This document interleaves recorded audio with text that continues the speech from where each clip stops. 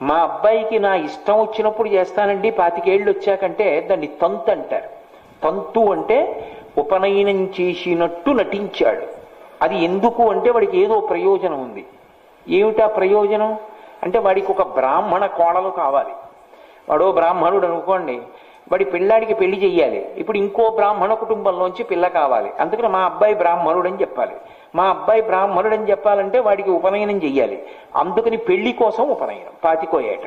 అది భ్రష్ట ఉపనయనం అంది శాస్త్రం. అసలు అది ఉపనయనం కాదు. అట్లా చేసిన ఉపనయనం పట్టు ఇవ్వదు, గాయత్రి వంట పట్టదు అని శాస్త్ర నిర్ణయం. 8వ ఏట ఉపనయనం అయిపోవాలి. ఏ కారణాంతరముల చేతనైనా ఆలస్యమైతే 16వ ఏటకి ఉపనయనం పూర్తయిపోవాలి. 16వ ఏట ఉపనయనం చెయ్యకుండా దాటిపోయిన తర్వాత ఉపనయనం చేసి పెద్దల్ని ఆహ్వానించడం మరో పెద్ద తప్పు. చూస్తే అసహ్యం వేస్తుంది. ఎందుకు